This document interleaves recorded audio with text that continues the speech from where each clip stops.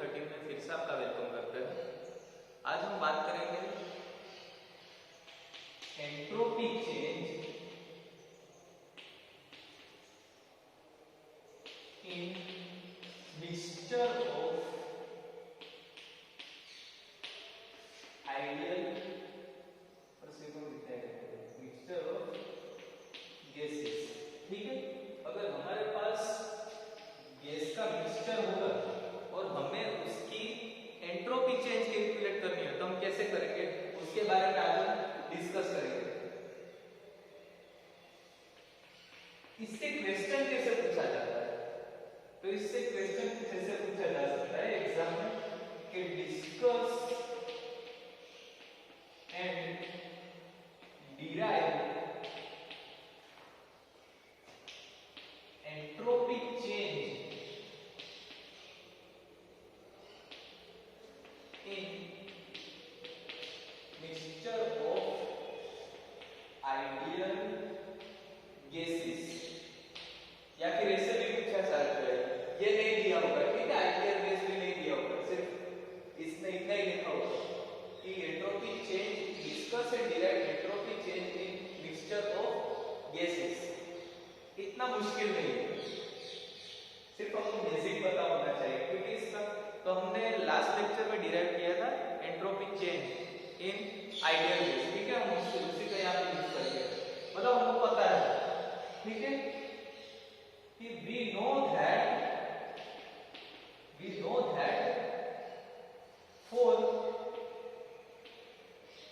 1 mole of an ideal gas, अगर हमारे पास 1 मोल ideal gas है तो हम उसका एंट्रोपी चेंज कैसे कैलकुलेट करते हैं, तो हमने एक इक्वेशन डिराइव किया था उससे कि ds is equal to cv into dt by t plus r into dv by v। इसको दे दीजिए आप इक्वेशन नंबर 1। हमने डिराइव कर चुके हैं, ठीक है, जब टेंपरेचर और वॉल्यूम वेरिएबल था और प्रेशर कांस्टेंट था उस टाइम पे। अब इसमें क्या हो सकता है कि हम इसका इंटीग्रेशन करेंगे। क्या करेंगे हम इसका इंटीग्रेशन, लेकिन कैसे करेंगे, तो इंटीग्रेटिंग हम यही मानेंगे इंटीग्रेशन करते वक्त कि हमारी जो सीवी है, जो हीट कैपेसिटी है, वो इंटीग्रेशन के टाइम पर कांस्टेंट रहेगी। ठीक है, तो integrating equation 1 bye remembering CV is constant। ठीक है, मैं पूरा इंटीग्रेशन नहीं लिखूंगा, वो आपको पता है, हम पहले भी ये इंटीग्रेशन कर चुके हैं। तो क्या आएगा, ds का हो जाएगा s, ठीक है, CV हमारा कांस्टेंट रहेगा और इसका क्या होगा CV ln of t। इसका इंटीग्रेशन करोगे, दो लिमिट रखोगे, वो रखो, तो क्या आएगा CV ln of t plus क्या आएगा r ln of v। ये भी कांस्टेंट है, ये भी कांस्टेंट है, ठीक है। इससे आप दे दीजिए इक्वेशन नंबर 2। इसमें एक नई चीज दे दोगे, वो है S0। ये क्या है, S0 है, जो S0 है वो और कुछ नहीं, मतलब क्या है, इंटीग्रेशन कांस्टेंट है। क्या है, इंटीग्रेशन कांस्टेंट, ठीक है, क्या है, इंटीग्रेशन कांस्टेंट है। अब हम आगे क्या कर सकते हैं, तो हमको पता है कि मैं यहां पे लिख देता हूं कि Ct minus Cv is equal to हमारा R होता है। ठीक है, Ct minus Cv is equal to R होता है। हमको यहां पे किसकी वैल्यू चाहिए, Cv की वैल्यू चाहिए, तो Cv इज इक्वल टू क्या होगा, Ct माइनस R होगा। ठीक है, इसको हम बोल देंगे इक्वेशन नंबर 3। अब क्या करना है, इस इक्वेशन नंबर 3 को इक्वेशन नंबर 2 में सब्स्टिट्यूट करना है। तो हम क्या लिखेंगे कि substituting equation 3 in equation 2 we get, हमको क्या मिलेगा, या बाद में लिख लीजिएगा,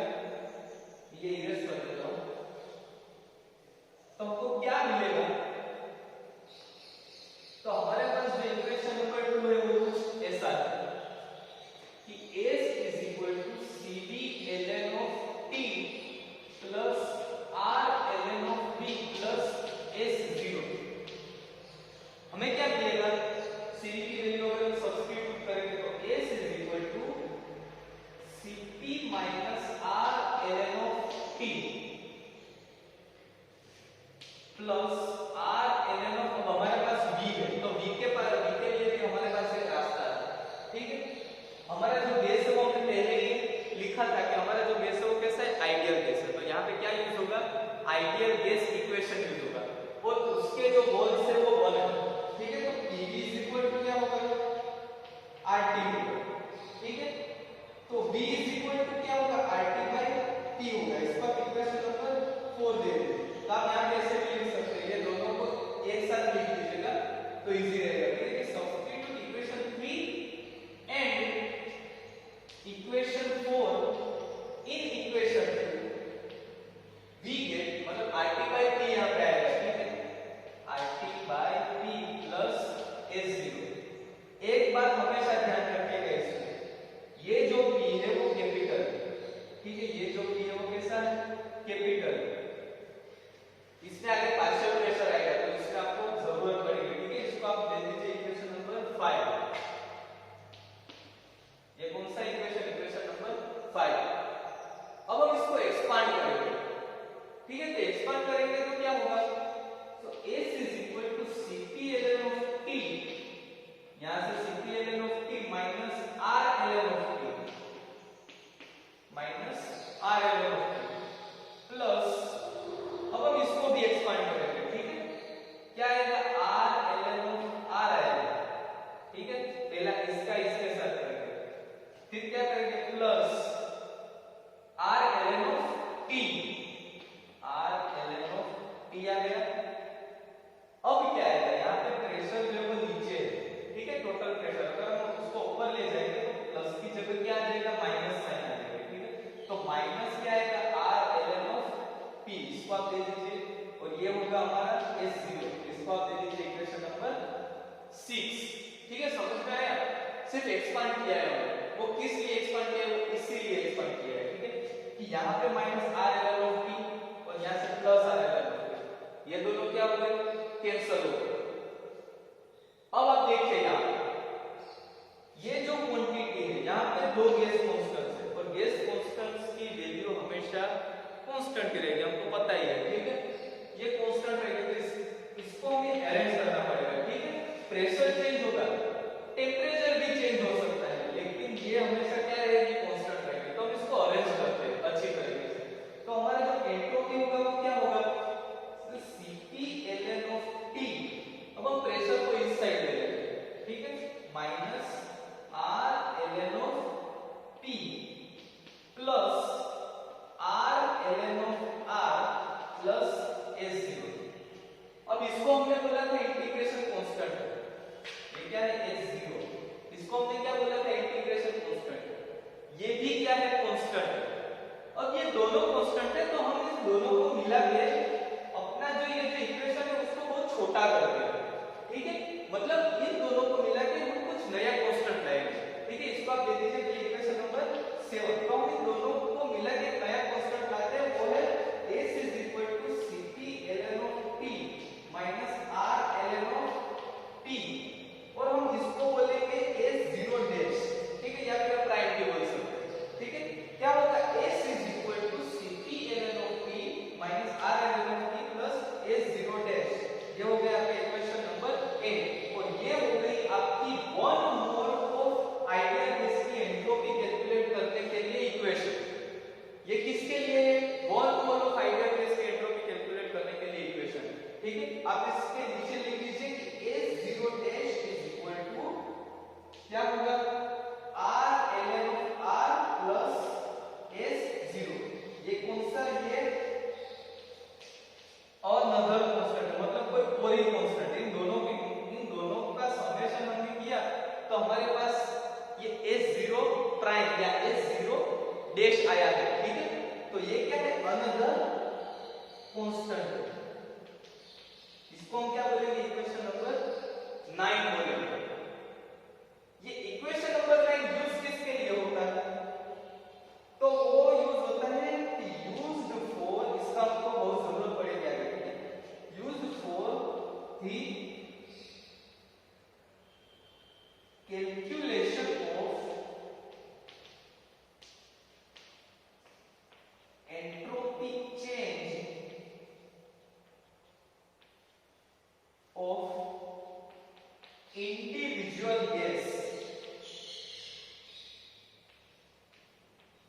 यहाँ से एक पड़ा और हमारा पार हुआ, ठीक है, ये हमको किसके लिए मिला है?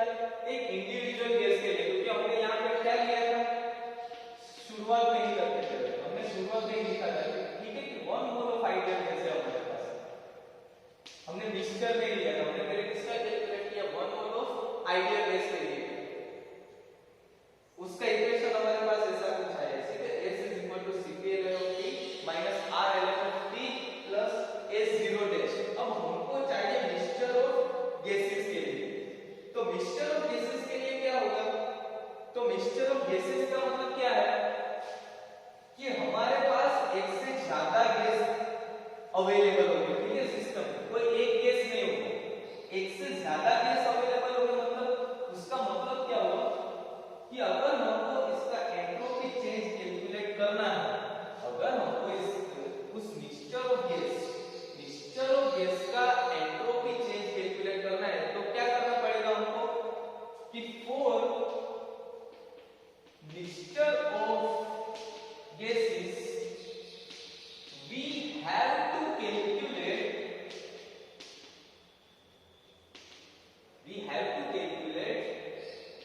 the individual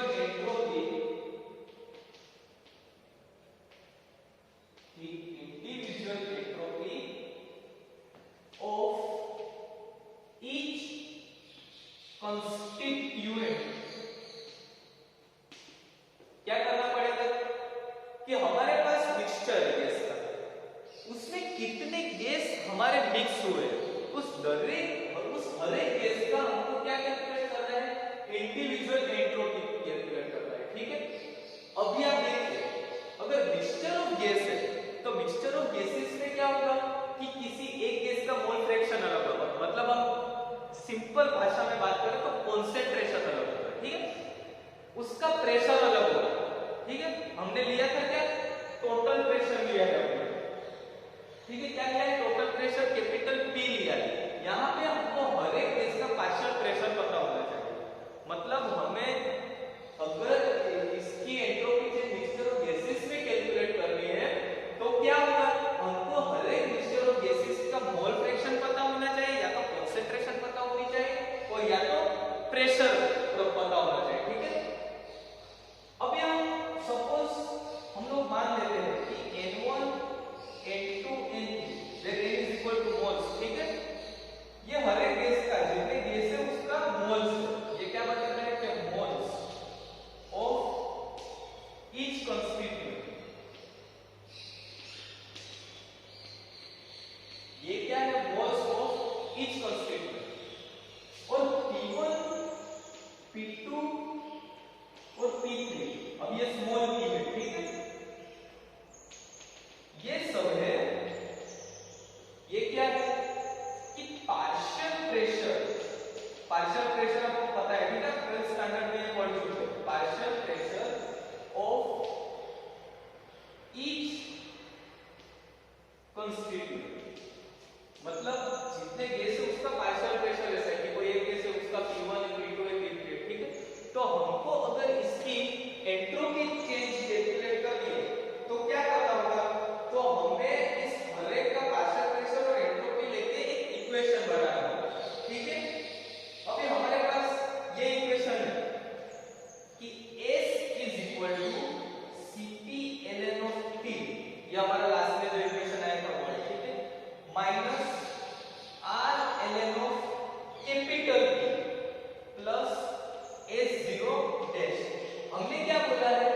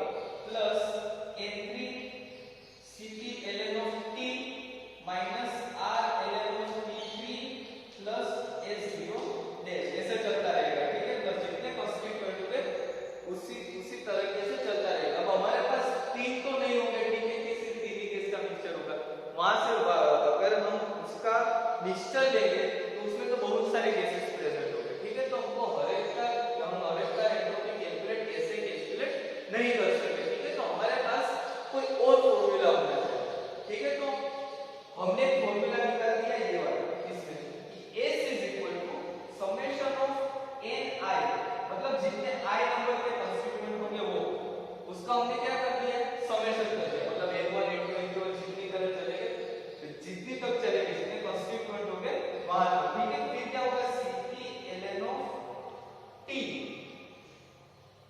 फिर क्या होगा माइनस r ln of, यहां पे क्या हो जाएगा pi प्लस a0 डैश। ये जो इक्वेशन है इसका यूज करके हम मिक्सचर ऑफ आइडियल गैसेस का एंट्रोपी कैलकुलेट कर सकते हैं, ठीक है। अब इसमें आगे क्या हो सकता है, अभी इसमें क्या आगे हो सकता है कि हमारे पास i नंबर ऑफ कंस्टिट्यूएंट है, ठीक है।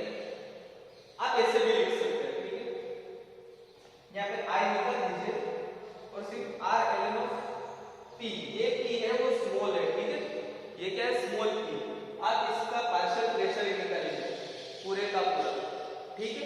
अब इसमें हम आगे क्या कर सकते हैं, तो हमको पार्शियल प्रेशर का भी फॉर्मूला पता है। पार्शियल प्रेशर क्या है वो भी पता है। पार्शियल प्रेशर क्या है, तो पार्शियल प्रेशर जो है वो और कुछ नहीं पर हमारा जो मिक्सचर ऑफ गैस है उसमें जितने भी कंस्टिट्यूएंट प्रेजेंट है उसका इंडिविजुअल प्रेशर, ठीक है। उसको हमने P1 P2 और P1 P2 और P3 बोला है, ठीक है। तो अब आगे क्या हो सकता है, इसको आप खुद से इक्वेशन नंबर हमारा पहुंचा है 9, ठीक है। अब आपको इसका यूज करना है। तो पार्शियल प्रेशर के लिए हमारे पास एक फॉर्मूला है जो हम स्टैंडर्ड में पढ़ चुके हैं, या प्रीवियस सेमेस्टर में भी आप पढ़ चुके होंगे, थर्मोडायनेमिक्स में, ठीक है। या शायद फर्स्ट सेम में इक्विलिब्रियम वाला चैप्टर में आता है, ठीक है। तो हमारे पास जो पार्शियल प्रेशर का फॉर्मूला है वो कुछ ऐसा है, P is equal to x into p। ये जो है ये स्मॉल है, ये p है वो कैसा है, स्मॉल है, और ये वाला p है वो क्या है, कैपिटल। ये टोटल प्रेशर इंडिकेट करता है कि मिक्सचर का टोटल प्रेशर क्या है। ये पार्शियल प्रेशर इंडिकेट करता है कि मिक्सचर का इंडिविजुअल गैस का प्रेशर क्या है। अभी वो किसके ऊपर डिपेंड करेगा, तो वो इसके ऊपर डिपेंड करेगा, ये x के ऊपर। x क्या है, तो x इज नथिंग बट वो है मोल फ्रैक्शन। एक चीज आप याद रखिएगा, ठीक है। मैं यहां पे लिख देता हूं कि अगर n आएगा, n1 होगा, n2 होगा, n3 होगा, उसको हम बोलेंगे मोल्स। लेकिन x1 आएगा, x2 आएगा, x3 आएगा, इसको हम बोलेंगे मोल फ्रैक्शन, इसको हम बोलेंगे मोल फ्रैक्शन। अब हमको कुछ नहीं करना है, ये p की वैल्यू सिर्फ यहां पे सब्स्टिट्यूट करके इक्वेशन को एक्सपांड कर देना है, ठीक है। तो क्या आएगा, S is equal to summation of n Cp ln of t minus r ln of t minus r ln of x। मैंने डायरेक्ट लिख दिया, ठीक है। अब आप समझ भी गए होंगे ये कैसे आ सकता है। S0 डैश, ये जो इक्वेशन है ये ओवरऑल इक्वेशन है आपका किसके लिए, अगर आपको आइडियल गैस का मिक्सचर दिया हुआ है, आइडियल गैस का मिक्सचर दिया हुआ है, तो आप उसका एंट्रोपी चेंज इस फॉर्मूला से कैलकुलेट कर सकते हैं, ठीक है। मैं यहां पे लिख देता हूं, where equation 10 is the formula for mixture of ideal gases। ये किसके लिए, मिक्सचर ऑफ आइडियल गैसेस के लिए। अब हमको कैलकुलेट करना है एंट्रोपी ऑफ मिक्सिंग, मतलब हमारे पास आइडियल गैस और नॉन आइडियल गैस